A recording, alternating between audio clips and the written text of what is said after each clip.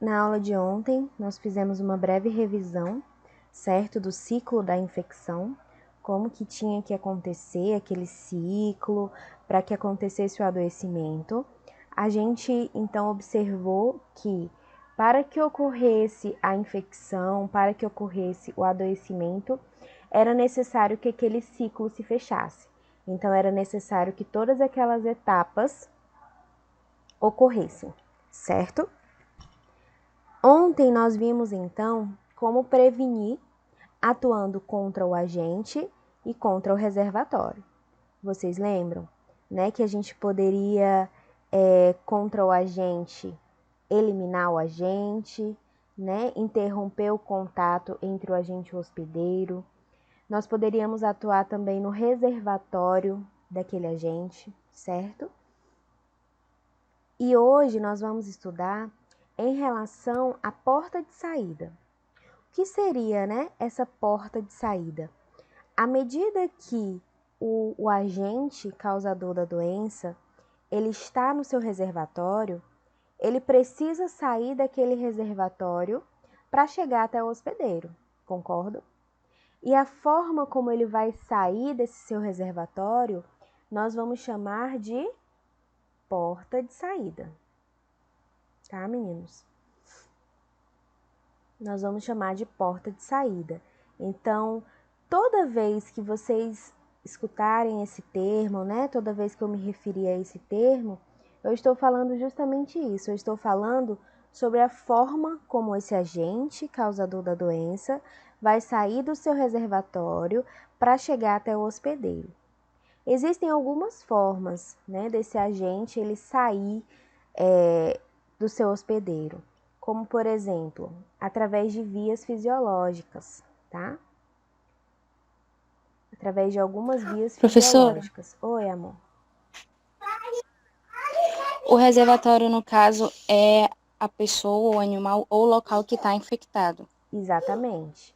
O reservatório, ele pode Tá? ser humano, animal ou ambiental, tá? É o local onde o agente está. É um local onde o agente está crescendo, se alimentando, se multiplicando, tá? Aí podem ser esses três tipos. E aí a porta de saída é Tá bom. justamente a forma como esse agente ele vai sair do seu reservatório, tá bom?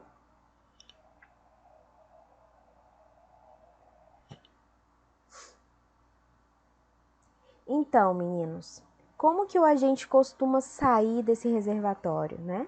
Ele costuma sair por algumas vias fisiológicas, como por exemplo, via respiratória e via digestiva, tá?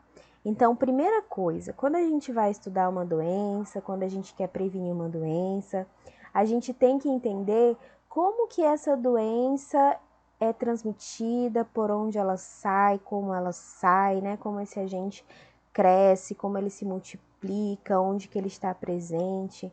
Então, nós precisamos conhecer tudo a respeito desse agente, tá? Depois que a gente conhece a respeito desse agente, é que a gente vai conseguir prevenir. Aqui esse texto nos fala o quê? Que o controle da via de saída respiratória é mais difícil e, por isso, historicamente, acabou gerando medidas de isolamento e quarentena dos pacientes. Então, o que ele está nos dizendo aqui, né? Que realizar o controle respiratório, o que seria esse controle respiratório? São os micro-organismos que saem através da nossa respiração, né? Que estão presentes no ar, como por exemplo, Covid-19 é um exemplo. É uma doença que tem como via a saída respiratória, tá? Então é mais difícil, né, gerar esse controle, justamente porque é uma doença que se espalha muito rápido, né, que atinge uma quantidade muito grande de pessoas. E por isso há necessidade, então, de isolamento e quarentena desses pacientes. Nós também temos o controle entérico. O que seria esse controle entérico? O bloqueio da via de saída digestiva, tá?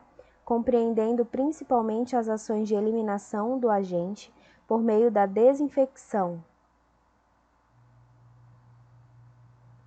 incluindo a aplicação contínua de medidas de higiene pessoal e básica.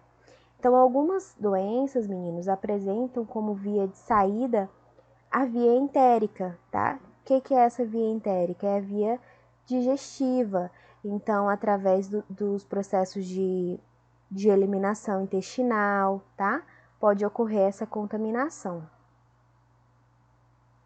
Você tá só travando isso aqui. Tá? Então, pode acontecer esse processo, né, de contaminação e tudo mais. A via percutânea, que é uma outro tipo de via também, na qual pode acontecer, né, essa contaminação, ela pode ser bloqueada, evitando punções de agulhas e picadas de mosquito. Tá? Então, a via percutânea seria justamente a via endovenosa, tá? É uma via percutânea. Então, são aquelas doenças que são transmitidas através do contato sanguíneo, por exemplo. A via urogenital, né, que é a via urinária, a via genital, utilizando-se preservativos em algumas ocasiões. Como, por exemplo, né, que doença que a gente poderia classificar aqui como via urogenital? As ISTs, né, as infecções sexualmente transmissíveis, elas apresentam como porta de saída a via urogenital. E a partir dessa via urogenital, nós podemos prevenir através do uso de preservativos, tá, meninos? E nós temos também a via transplacentária. O que seria essa via transplacentária? Né? É quando a mãe contamina o bebê, o feto, através da via placentária, tá bom? Então, um exemplo muito clássico, né, de infecções por via transplacentária é a contaminação pelo vírus do HIV, tá? Então, por isso que mulheres que, né, portadoras do HIV, que estão grávidas, não realizam parto vaginal, parto cesariana, para evitar ainda mais essa contaminação, tá? Transplacentária e transvaginal. Então, meninos, o que eu quero que vocês entendam daqui, né? Ontem nós estudamos que primeiro tem que ter a presença de um agente, né? Esse agente ele vai estar dentro de um reservatório. Nesse reservatório ele vai crescer, se multiplicar e ele vai sair para ser transmitido e chegar até um hospedeiro. O que nós estamos estudando aqui são justamente as formas que esse agente possui de sair do seu reservatório, tá? As formas que ele possui de sair do seu reservatório e chegar até o hospedeiro. Então, existem algumas portas de saída, como nós estudamos, a saída respiratória, a saída entérica, a percutânea, tá? A urogenital, a transplacentária. Então, são algumas formas que esse agente ele possui de sair e entrar em contato com o seu hospedeiro. Só que cada doença, como eu comentei em algumas aqui, vai apresentar uma via de saída diferente. Algumas podem apresentar mais de uma via, né? Outras apresentam uma via específica. Então depende muito do tipo de doença da qual nós estamos falando, e por isso a gente precisa conhecer a doença da qual nós queremos prevenir. Correto? Alguém tem alguma pergunta da porta de saída?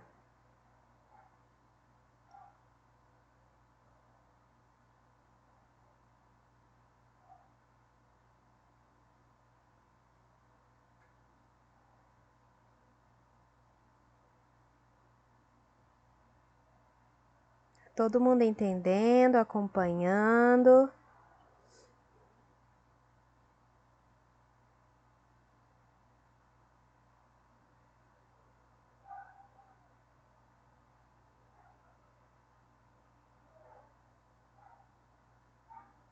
Então tá bom, vamos passar adiante, tá? Voltadas à via de transmissão, né? Então, depois que esse micro-organismo ele sai do seu reservatório, ele tem que ser transmitido. E aí existem algumas formas que ocorrem essa transmissão. E nós podemos atuar, né, como medidas profiláticas e medidas de controle diretamente nessas vias de transmissão, tá? E são os tópicos que nós vamos ler e acompanhar aqui agora. Eu quero que vocês acompanhem a leitura comigo. O ambiente, como um dos elementos básicos da cadeia de transmissão, exige estritas medidas de controle, especialmente do tipo permanente, para evitar o aparecimento de doenças transmissíveis. Então, o controle, meninos, do ambiente em si é uma medida básica, tá? Para que nós possamos controlar a via de transmissão de diversas doenças transmissíveis, certo? Então, nós precisamos ter controle, conhecimento e cuidado com o nosso ambiente, né? Cuidado com o ambiente no qual nós estamos inseridos, justamente para evitar esse processo de transmissão de doenças e, consequentemente, do adoecimento da população. Existem algumas medidas das quais nós podemos colocar em prática, né, que visam esse controle ambiental, como, por exemplo, evitar que a água, os alimentos e o solo sejam contaminados com excreções humanas, animais ou outros materiais biológicos potencialmente perigosos para a saúde. Então, nós precisamos ter muito cuidado com a contaminação ambiental, tá, meninos? Através das excreções humanas. Por que em relação às excreções humanas? Nós não vimos no tópico anterior, né, que essas excreções humanas são uma das principais portas de saída para esses micro-organismos? Então, esses micro-organismos eles podem sair através das excreções humanas, contaminar a água, alimentos e solo, tá bom? Então, por isso a importância de ter cuidado, né, de orientar as pessoas em relação a esse processo de contaminação. Interromper a transmissão através de vetores ou hospedeiros intermediários. Essas medidas são geralmente complexas, porque requerem um conhecimento detalhado do conhecimento do comportamento do agente causal, do intermediário e da própria ecologia, onde a doença prevalece. Várias medidas foram traçadas para interromper o ciclo vital do agente transmitido por vetores. Essas medidas variam conforme a doença em questão, mas as mais comuns incluem algumas das seguintes.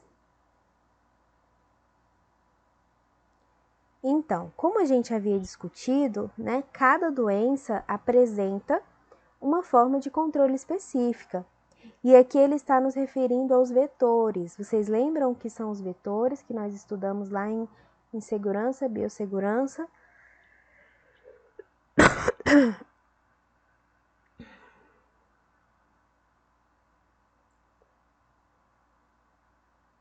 Né, que são os mecanismos de transmissão de doenças através de animais, como por exemplo mosquitos, né, ratos, são formas de transmissão dessas doenças.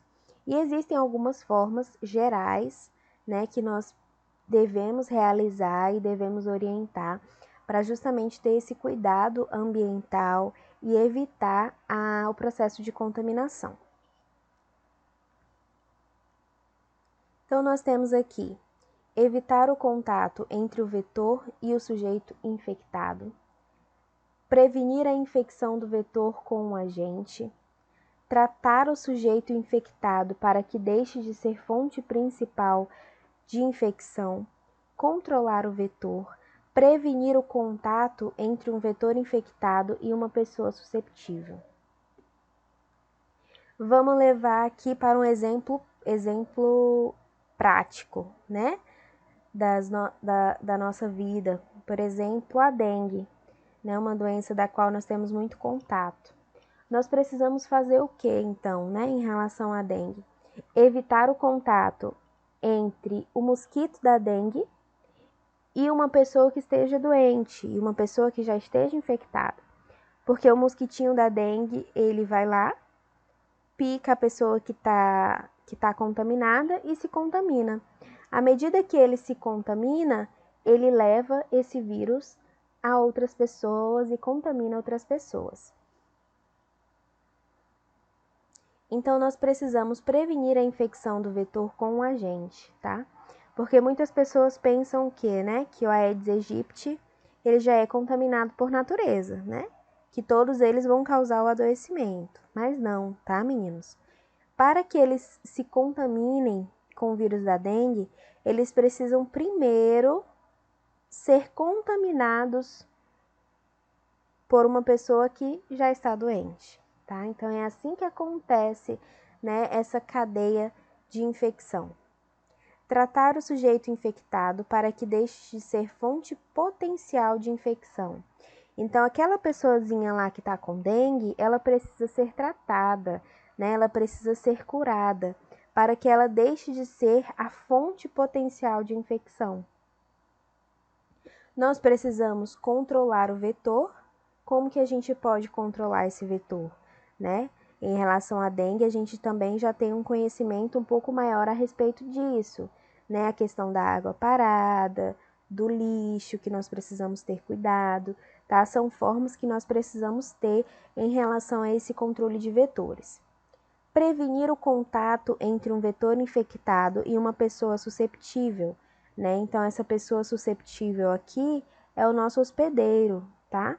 Nós precisamos evitar o contato entre o mosquito da dengue e uma pessoa susceptível e um hospedeiro.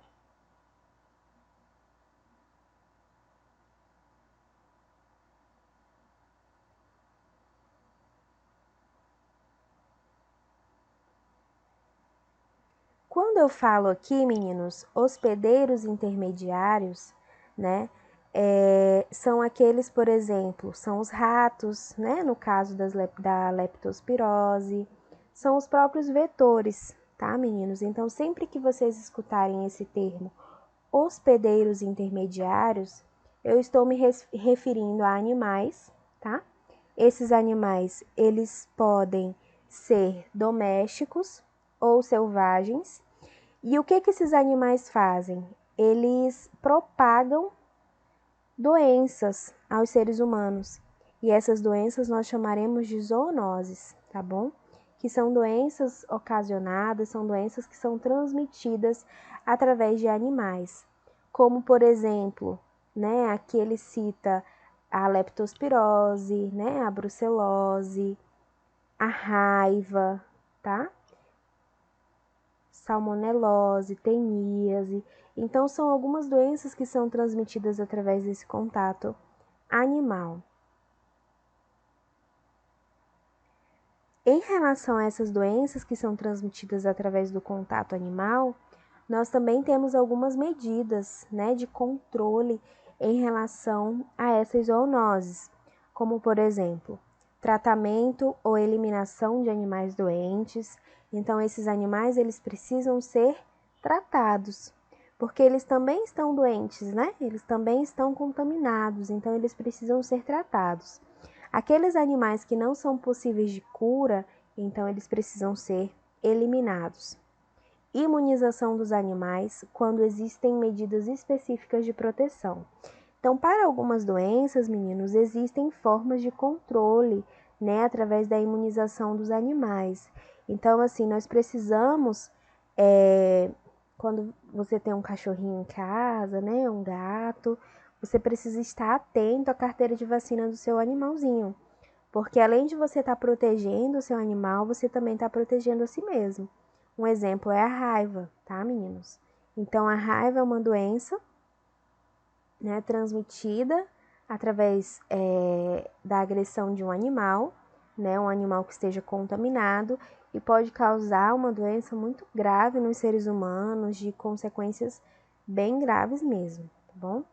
Esterilização de produtos animais disponíveis para o consumo e controle de roedores domésticos. Então, os ratinhos lá, eles também são grandes transmissores de doenças, né?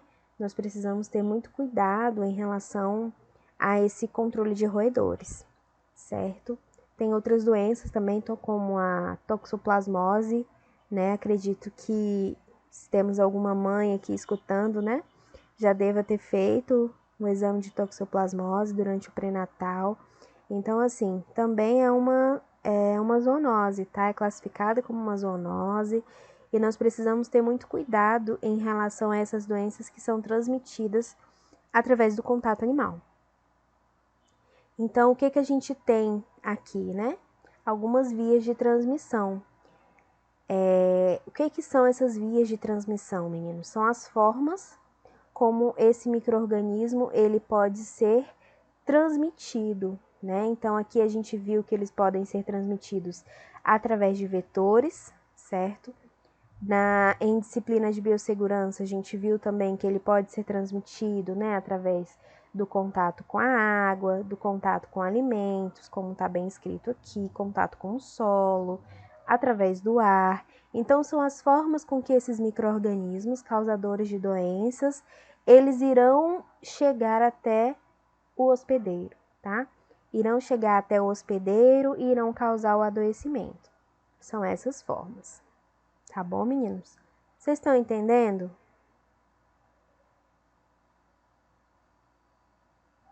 Tem alguma dúvida, alguma pergunta? Eu tô entendendo tudo. Ótimo, garotinha.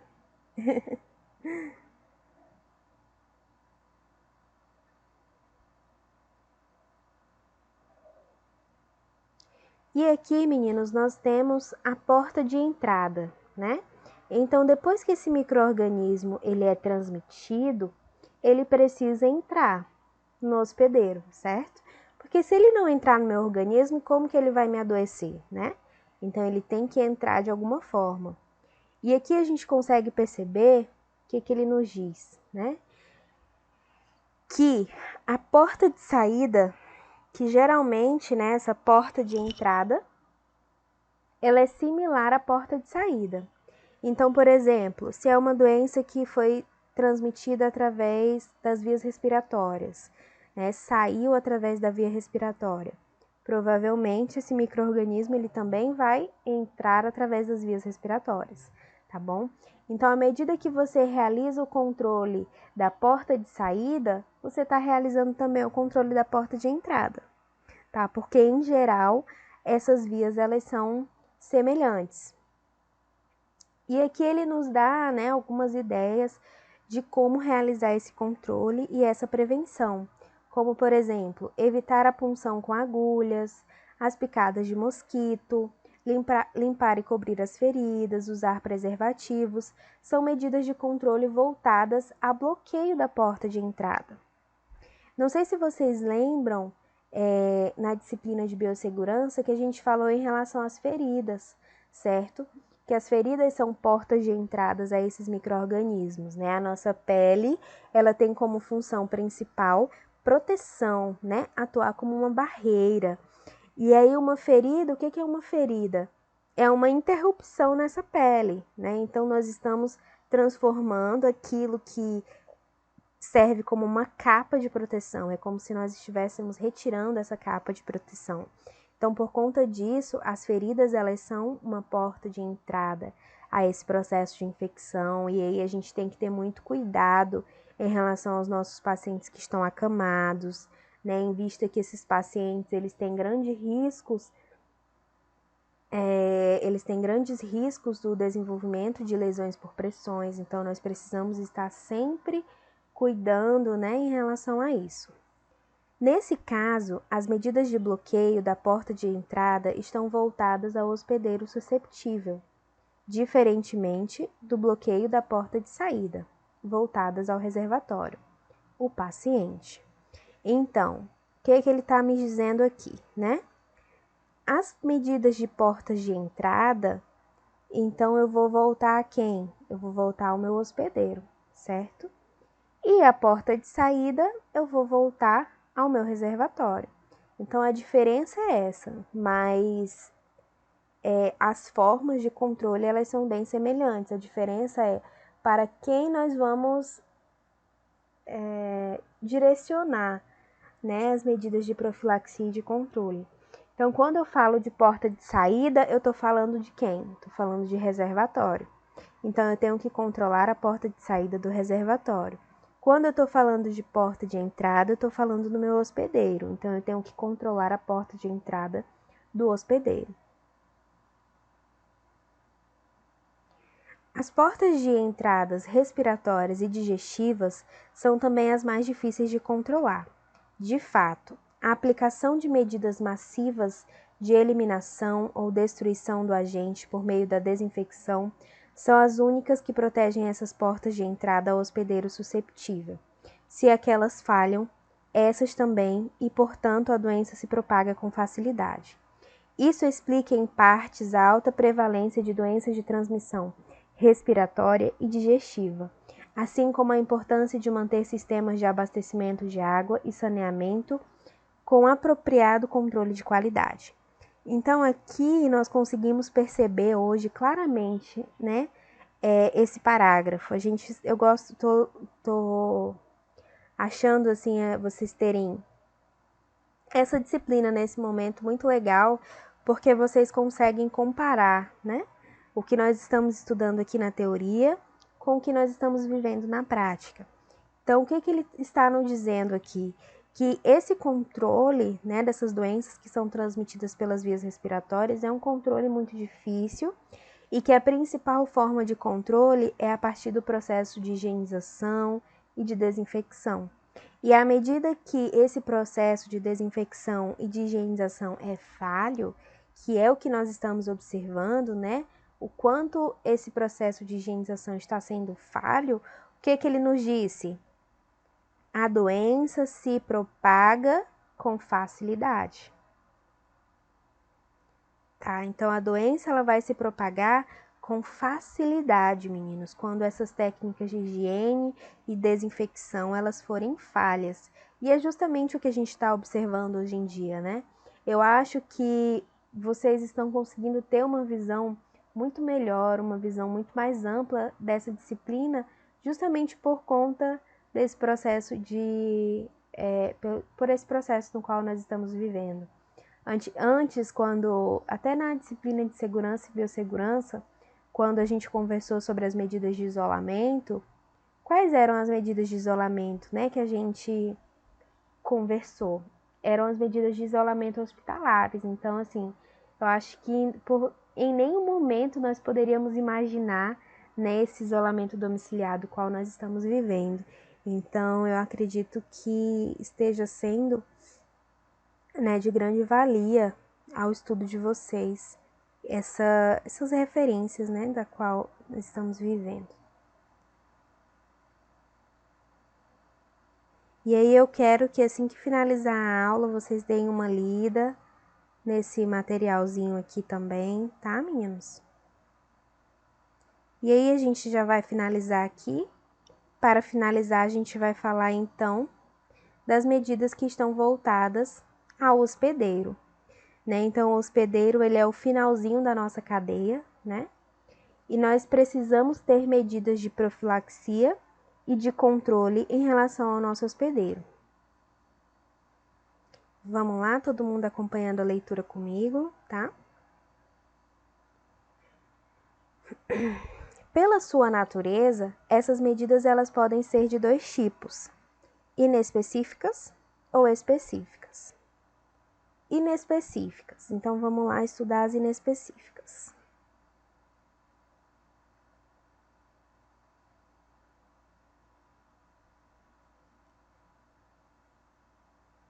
Essas medidas têm o foco de influenciar o estilo de vida através da promoção de saúde individual, a influência da sociedade, a família e o grupo social ao qual se pertence ou de referência como elementos essenciais para desenvolver comportamentos saudáveis que evitam a doença da população. Então, quando eu falo inespecífico, meninos, é porque eu não estou me referindo a uma doença específica, mas sim a um estilo de vida saudável. Porque concordam comigo que à medida que você tem um estilo de vida saudável, né, como ele fala muito bem aqui, medidas higiênicas pessoais e coletivas, que mais? Uma dieta balanceada, descanso e exercício físico. São medidas, são rotinas, né, medidas de uma vida saudável, Concordam? Você praticar uma atividade física, você ter uma boa alimentação, você ter medidas de higiene pessoal e coletiva, você está fazendo um bem, né, para a sua saúde e você está evitando o aparecimento de diversas doenças. É uma doença específica? Não, né? São várias doenças. À medida que você tem uma vida saudável, uma rotina saudável, você está prevenindo contra várias doenças. Então, por isso o uso dessa palavra inespecífica. Deu para entender?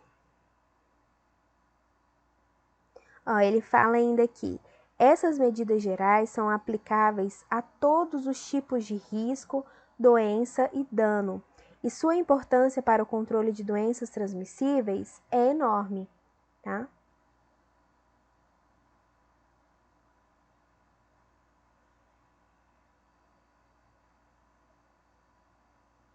Então, meninos, quando a gente fala, né, de medidas inespecíficas, o que são medidas inespecíficas? Exemplos de medidas inespecíficas: medidas higiênicas, pessoais, coletivas, dieta balanceada, exercício físico, né? Uma boa alimentação complementar de vitaminas, né? Então, são uma saúde mental estável, né? São medidas inespecíficas e que vão prevenir o adoecimento. Mas contra qual doença? Várias.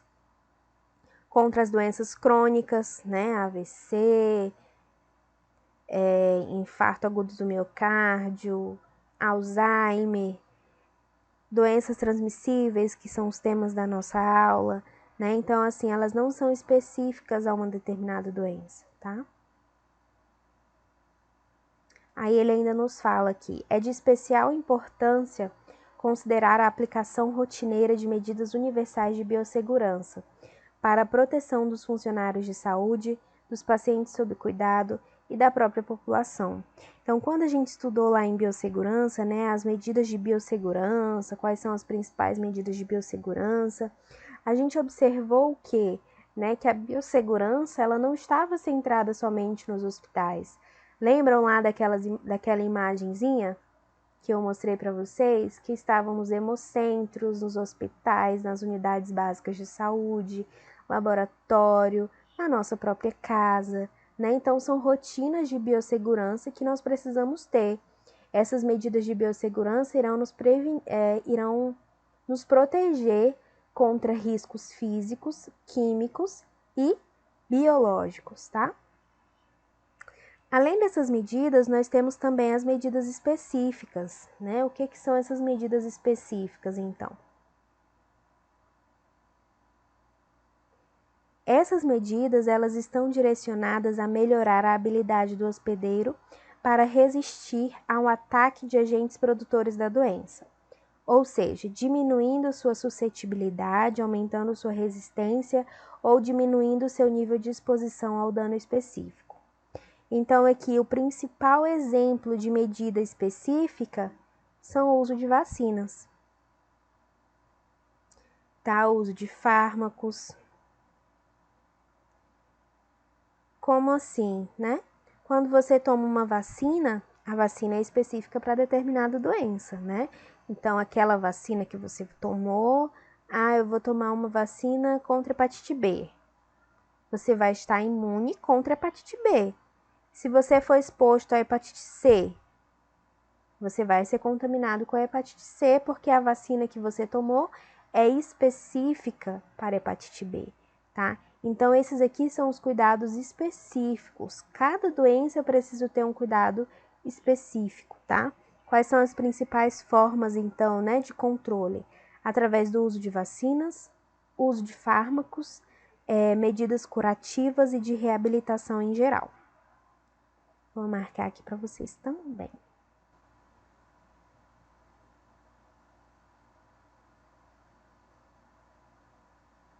As doenças transmissíveis, da mesma forma que todos os problemas de saúde, resultam da complexa interação entre as populações saudáveis e doentes, do meio ambiente, dos agentes patogênicos e do contexto social, econômico, ecológico e histórico.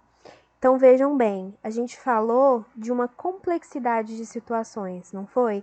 À medida que a gente analisou todo aquele ciclozinho da infecção, a gente avaliou tanto o contexto social, contexto econômico, né, contexto ecológico, histórico, e a gente conseguiu perceber que para realizar o controle de uma doença, a gente não precisa de uma única ação.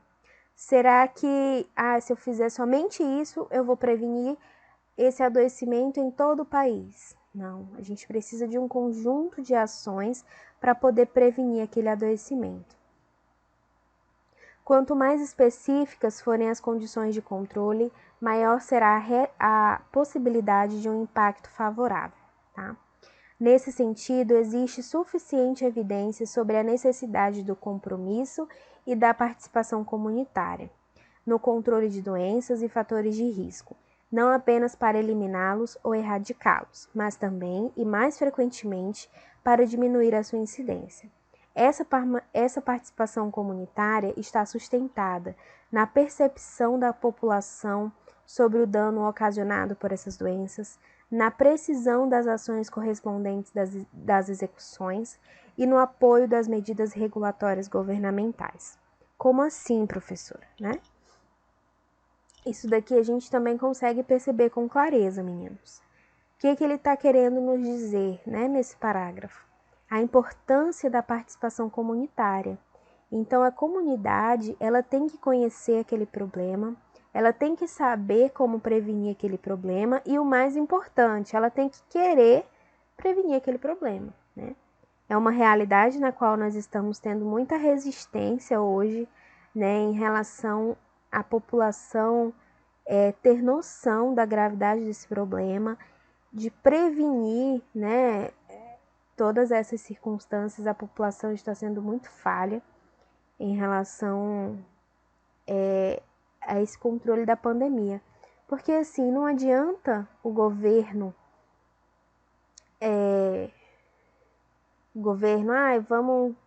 vamos aumentar o número de leitos de UTI, vamos contratar mais profissionais de saúde, etc. Importante, perfeito, completamente, tem que fazer isso. Mas e aí, se a população não tiver consciência, se a participação comunitária não estiver presente, vai funcionar de alguma coisa essas medidas governamentais?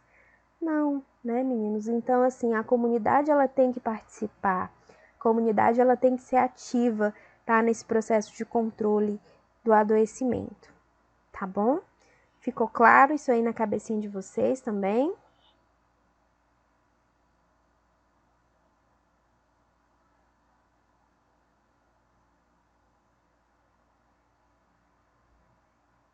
Exatamente, Nájila. Não adianta o governo adotar medidas protetivas se o povo não colabora, né? Então, aqui a gente está estudando, inclusive, no manual da Organização Mundial de Saúde, tá vendo? Ó? Organização Pan-Americana da Saúde, OMS, né? Que são orientações dadas ao mundo todo, tá, meninos? É um manual destinado a todo mundo e que nos indica a importância dessa participação popular. Porque se o povo não participar, não colaborar, mesma coisa que nada, né? Aí aqui nós temos algumas medidas de prevenção e controle de uso frequente, tá? Então são medidas não específicas, certo?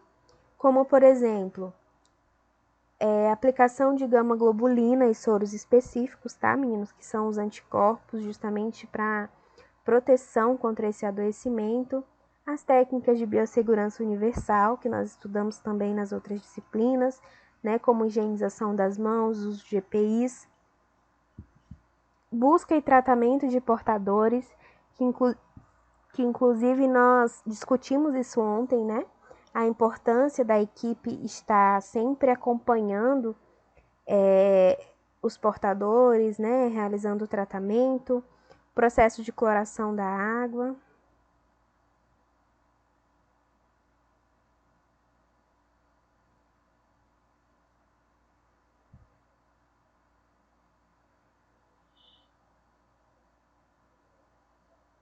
Controle biológico de vetores, então aqui nesses vetores, né, os insetos, os roedores, tá?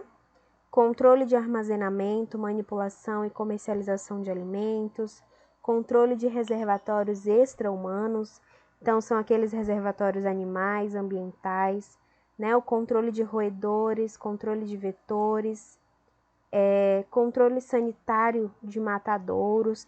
Então a gente viu também em relação à contaminação que pode acontecer, né, do homem através do consumo de carne contaminada. Então é necessário esse controle sanitário de matadouros, cordão epidemiológico, cordão sanitário, cozimento adequado dos alimentos, desinfecção concorrente, né, que nós também estudamos na nossa disciplina de biossegurança, desinfecção, despoluição ambiental, eliminação sanitária de fezes humanas, eliminação sanitária do lixo, esterilização de agulhas e seringas, exame de doadores de sangue, fumigação, grupos de ajuda mútua, higiene pessoal, isolamento e quarentena, legislação sanitária, melhoramento de moradias, melhoramento do estado nutricional, modificação de conduta e de atitudes, mudança de hábitos pessoais, orientações genéticas e familiares, orientação nos serviços, pasteurização de produtos lácteos e outros alimentos, promoção e uso de preservativos, proteção dos fornecedores de água, pulverização de residências, quimioprofilaxia, recomendação sanitária através de meios massivos de comunicação, regulação de segurança sanitária, o que mais? Então são muitas formas, né, meninos? Tratamento de casos, tratamento farmacológico massivo, triagem ou rastreamento de sangue e hemoderivados, triagem ou rastreamento populacional, vacinação de contatos, vacinação de contatos susceptíveis.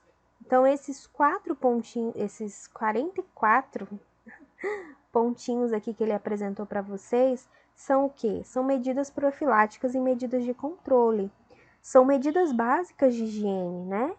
Então, a gente viu lá nas nossas primeiras aulas a definição de higiene, os tipos de higiene.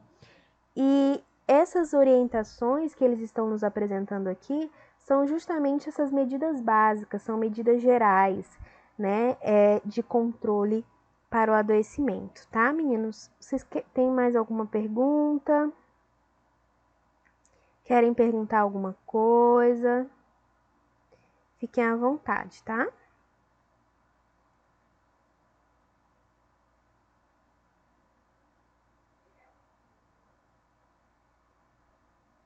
Que eu estou acompanhando aqui vocês. Se vocês não tiverem nenhuma pergunta, eu só peço que vocês realizem a leitura daquele material, tá?